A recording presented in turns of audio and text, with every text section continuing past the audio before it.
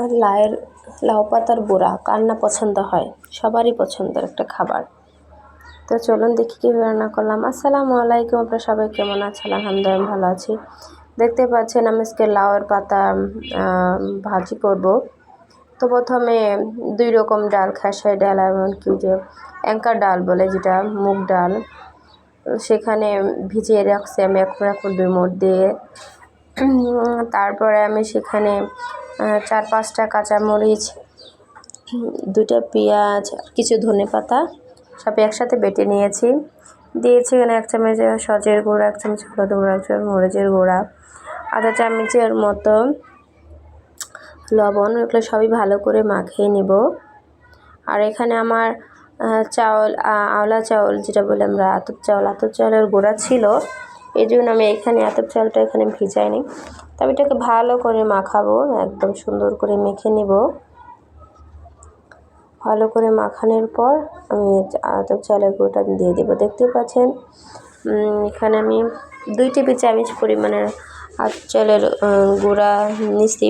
তা সেটাও ভালো করে মাখাই নেব, পাটার মধ্যে একদম মাখাই নেব।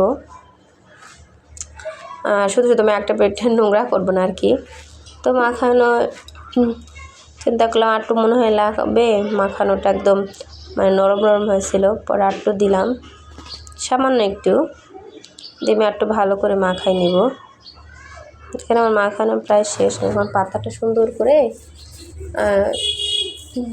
একদম পাটার মধ্যে একবারে পুছে সুন্দর করে মেখে দেবো আর কি। এবার প্রথমে পোড়াটা মাখিয়ে পরে আমি নিচ থেকে উপর দিক করে ভাঁজ করে নেব। তারপর ওখানে একটু ভালো করে মাখাই নেব। দেখতেই পাচ্ছেন সুন্দর করে পাটে ভাঁজ করে আমি একদম পাটে মাখায় দিতেছি। এভাবেই আমি মানে যতগুলো পাতা নিব ততগুলোভাবেই আমি সুন্দর করে সাজাই নেব। তো দেখতে পাচ্ছেন আমি তারপর প্যানে তেল ছিল, ওখানে দিয়ে দিলাম। মানে খেতে অনেক মজা হয়েছিল। কম করে বানাইছি দেখে কি এত মজা হয়েছে, আমার কাছে তাই মনে হয়। যখন বেশি করে বানাই তখন আর কেউর কাছে মজা লাগে না। কম করে বানাইছি আজকে এই সবার কাছে মজা লাগছে, এমনকি আমার কাছে মজা লাগছে। গরম ছিল তখন যে মজা লাগছে কি বলবো আর আপনাদের। একবার হলো বানিয়ে খাবেন, দেবেন অনেক মজা পাবেন। একদম আমি পোড়া করে ভেজে নেব মচমচা করে।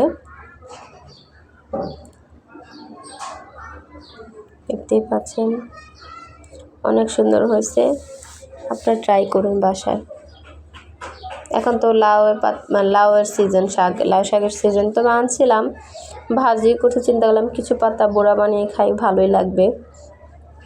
হঠাৎ করে কিছু ইউনিক খেলে মজাই লাগে।